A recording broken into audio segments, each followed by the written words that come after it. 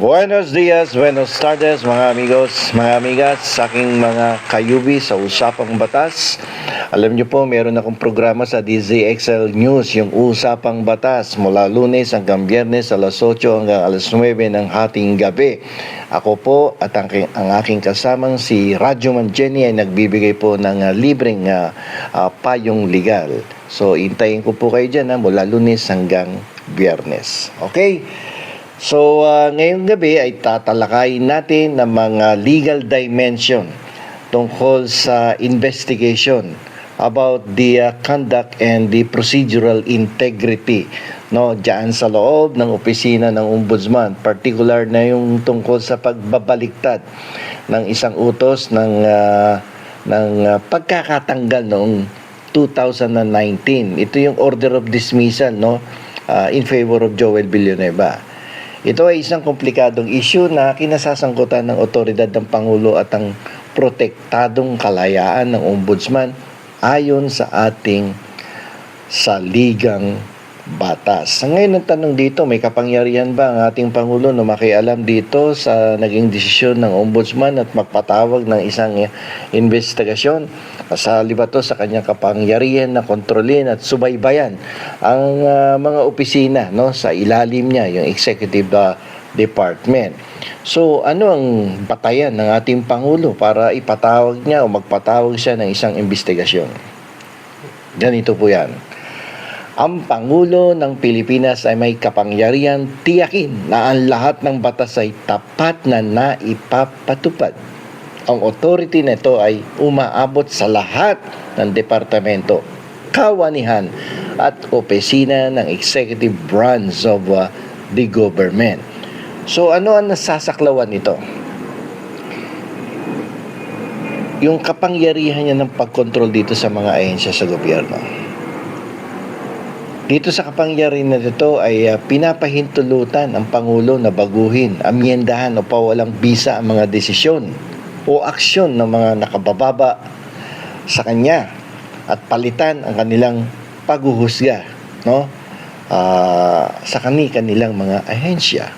Okay. So, meron din siyang kapangyarihan, yung supervisory power niya sa mga ibang ahensya.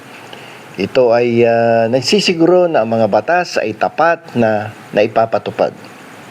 Ngunit hindi kasama ang kapangyarihang palitan ang paghuhusga. Pag sinabi mo supervisory power sa mga local government units, hindi kasama yung papalitan yung kanilang mga desisyon. Okay? Hanggang doon lang sa supervision yon. Ang kapangyarihan ng Pangulo ay hindi absolute. Ito ay napapailalim sa mga limitasyon ng ating konstitusyon, lalo na tungkol sa mga independent institution tulad ng opisina ng Ombudsman na siyang major subject matter natin dito sa episode na ito. So, itatalakayin natin yung kalayaan ng Ombudsman, yung independence ng isang constitutional body na Ombudsman, Office of the Ombudsman. Ano ba yung mandato ng konstitusyon? Ang opisina ng Ombudsman ay malaya ayon sa konstitusyon. Ang kalayaang ito ay i-design upang proteksyonan ang opisina mula sa political pressure at tiyakin ang pagiging walang kinikilingan sa mga pagsisiyasat at sa desisyon nito. So, yung Ombudsman ay may autonomy yan upang magsagawa ng mga pagsisiyasat at gumawa ng mga desisyon nang walang panlabas na pakikialam. Walang pwedeng makialam dyan, kaya nga independent constitutional body yan. Ito ay mahalaga para mapanatili ang tiwala ng publiko at matiyak ang pananagutan sa gobyerno. So, dito, tingnan natin yung kapangyarihan ng Pangulo sa pagkontrol na limitado ayon sa konstitusyon. Pagdating lalo na sa Ombudsman, hindi pwedeng pakailaman ng ating Pangulo yan. At hindi pwedeng baguhin ng Pangulo ang mga panloob na patakaran at pamamaraan ng Ombudsman. Lalong-lalo na yung kanyang desisyon ng Ombudsman. Pero bakit meron direktiba ang Pangulo na mag-conduct na investigation dito sa Office of the Ombudsman? Ngayon, tingnan natin, ano ang legal na basihan? Ito ba ay pinagkakaloob sa kanya yung karapatan o kapangyarihan na to sa ilalim ng ating konstitusyon? Yung pagsisiyasat, yung investigation against the conduct and the procedural integrity tungkol doon sa order of dismissal that was reversed by the former ombudsman na si Martires. Ayon kay Yusek Castro, ang pagsisiyasat ay magtutuon sa asal at integridad ng pamamaraan sa loob ng opisina ng ombudsman. Hindi doon sa merito ng kaso, doon lang nakapokus sa conduct and procedural integrity. So, hindi doon sa mismong merito ng kaso ni Joel Villanueva. Yan, lilinawin natin yung direktiba ay nakafocus sa conduct and procedural integrity of the case. Ang investigation sa conduct and procedural integrity ay legal na pinapayagan ng ating batas. Ito ay nasa loob ng kapangyarihan ng Pangulo upang tiyakin na mga batas ay tapat na naipatutupad ng lahat ng departamento at opisina ng ehekutibo. Ang pamamaraang ito ay hindi direktang sumasalungat sa independence of the ombudsman o sa kalayaan ng ombudsman dahil hindi nito kino-question ang merito ng desisyon kundi yung proseso kung paano ito nakarating doon sa ganung klaseng desisyon, kung paano ito nakaabot. So, dito tingnan natin, tinitingnan dapat yung yung potential na pagsunod, yung potential na paglabag sa transparency principle. Yung bang desisyon ay malinaw at maayos na idokumento. Isang tanong 'yan, no? Ang lahat ba ng partido ay nabigyan ng sapat na abiso at pagkakataong marinig? Nakalagay sa konstitusyon yan. Due process of law must be accorded to everyone. Di ba? So, sinunod ba ng opisina ng ombudsman ang sarili nitong mga panloob na panuntunan at pamamaraan sa pagbabaligtad ng utos, yung order of dismissal? Reversal of the order of dismissal. Okay. Ano yung mga limitasyon dito? Ano yung mga proteksyon? Kung sakasakaling itutuloy ang investigation, magkakaroon ba ng paggalang sa kalayaan ng ombudsman? Dapat kasing igalang, no, ang kalayaan ng ombudsman dito sa pamamagitan ng pag-iwas sa anumang pagtatasa ng kawastuhan o kaangkupan ng mismong desisyon.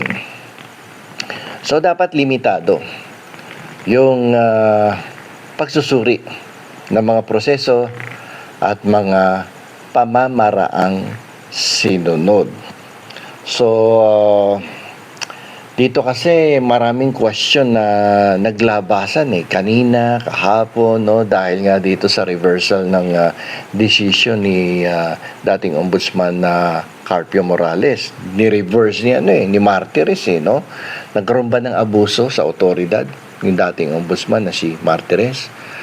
Kung may ebidensya na inabuso ng dating ombudsman ang kanyang authority o nakagawa ng mga irregularidad sa pag-reverse o sa pagbabaligtad ng utos ng pagkakatanggal o yung order of dismissal, maaaring warranted ang isang pagsisiyasat o isang investigation.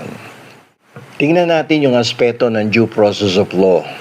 Kasi dito may mga question, may mga alalahanin tungkol sa secrecy or tungkol doon sa lihim na desisyon na hindi na ipalabas at hindi na alaman ng publiko, na ang sabi ng iba, ang nakaalam lang si Joel Villanueva at yung ombudsman na nagdesisyon. At sinunod ba yung mga tamang pamamaraan? At kung hindi sinunod yan, ito ay maaaring maging valid na batayan para sa isang nararapat na investigasyon. At nagkaroon ba ng transparency, nagkaroon ba ng impartiality, wala bang kinikilingan ng dating ombudsman. So dito upang igalang ang independence ng ombudsman, ang pagsisiyasat ay dapat isagawa ng may transparency at impartiality.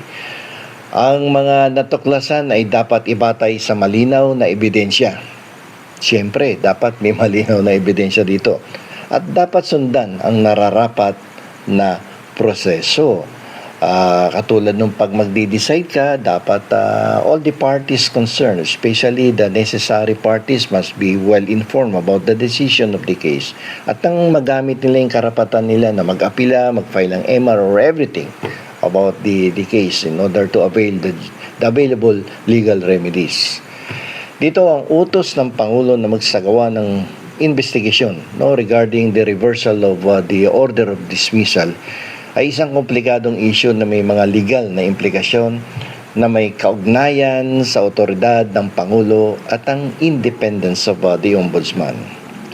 Sa pamamagitan ng pag-focus sa conduct at procedural integrity, yung pamamaraan, yung ang pagsisiyasat ay maaring magpatuloy na hindi direktang hinahamon ng desisyon ng ombudsman sa merito ng kaso.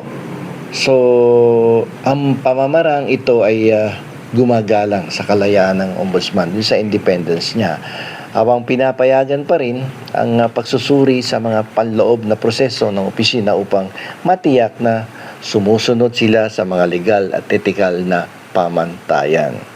Okay, so uulitin natin, ang investigasyon ay nakafocus sa conduct and procedural integrity at hindi na magpo-focus sa merito ng kaso.